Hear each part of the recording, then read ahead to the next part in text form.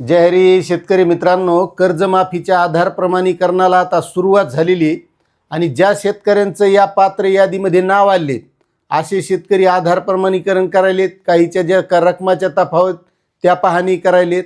मात्र आता जे काही राहिलेले शेतकरी आहेत हे वाट पाहलेत पुन्हा यादी कधी लागणार. त्याच्यात काही म्हणते तिसरी कावा लागणार, कोणी म्हणतं चौथी कावा लागणार. आता नेमकं याद्या किती लागणार होत्या आणि यापुढं किती लागतील हे आपल्याला सगळं या व्हिडिओमध्ये बघायचं आहे. त्यामुळे तुम्ही जर चॅनलवर नवीन असताल तर चॅनलला सबस्क्राईब करा, व्हिडिओला लाईक करा आणि जास्तीत जास्त शेतकऱ्यांना शेअर करा. आता एक लक्षात घ्या, या कर्जमाफीचा शासन निर्णय निघाला त्याच्यानंतर या कर्जमाफीची अंमलबजावणी कशी होणार याबाबत एक माहिती पुस्तिकासुद्धा प्रकाशित करण्यात आलेली होती आणि त्या माहिती पुस्तिकेप्रमाणे किती याद्या लागणार होत्या तर यामध्ये पहिली यादी लागणार होती कर्जमुक्ती योजना पात्र शेतकऱ्यांची यादी सर्वसाधारण, जे शेतकरी 2 लाखाच्या आत आहेत आणि 2019च्या नंतर कर्ज उचललेल्या अशा शेतकऱ्यांची लागणार होती. त्यानंतर दुसरी यादी लागणार होती कर्जमुक्ती योजना पात्र शेतकऱ्यांची यादी, महात्मा ज्योतिराव फुले शेतकरी कर्जमुक्ती योजनेमध्ये ज्या शेतकऱ्यांना लाभ मिळालेले असे शेतकरी. त्यानंतर तिसरी लागणार होती एक वेळ समझोता योजना पात्र शेतकऱ्यांची यादी सर्वसाधारण, म्हणजे ज्या शेतकऱ्यांचं 2 लाख रुपयाच्या वर कर्ज आहे असे शेतकरी.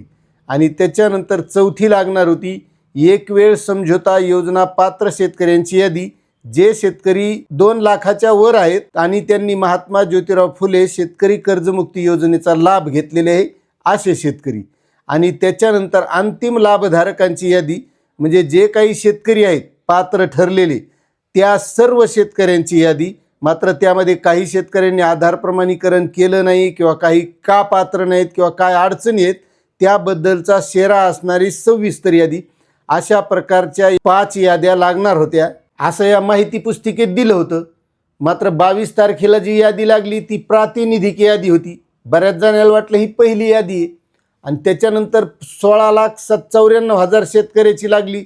मग ती काहीला वाटलं दुसरी यादी आहे, पण तीच पहिली यादी होती. आणि आता दुसऱ्या यादीची जी प्रतीक्षा लागलेली तर 15 ऑगस्टच्या आसपास, म्हणजे जवळपास आता लोक जशा लागल्यात त्याप्रमाणे 15 ऑगस्टच्या नंतरच दुसरी यादी लागणार आहे. म्हणजे यामध्ये बहुतेक की जे महात्मा फुले योजनेमध्ये शेतकरी पात्र होते अशा शेतकऱ्यांची सर्वसाधारण यादी लागेल. त्याच्यानंतर OTS लागेल आणि त्याच्यानंतर मग जे महात्मा फुले योजनेमध्ये लाभ घेतलेले OTS मधले त्याची लागेल आणि त्याच्यानंतर जे काही नियमित कर्जदार शेतकरी आहेत अशा शेतकऱ्यांची यादी लागेल असा एक अंदाज आहे. मात्र आता जी यादी लागेल ती 15 ऑगस्टच्या नंतरच लागणार आहे. आणि यामध्ये महत्त्वाचा एक बदल सांगतो की या कर्जमाफी योजनेमध्ये ऑनलाईन यादी बघता येत नाही. ती ग्रामपंचायत कार्यालय, तलाठी कार्यालय इथंच बघता येते. मात्र 2017च्या कर्जमाफीमध्ये या याद्या ऑनलाईन पद्धतीने बघता येत होत्या आणि तिथंच आधार प्रमाणीकरण सुद्धा करता येत होतं. अशी ही माहिती होती. आपल्याला माहिती कशी वाटली नक्कीच कमेंट करा. चॅनलवर नवीन असाल तर सबस्क्राईब करा. धन्यवाद.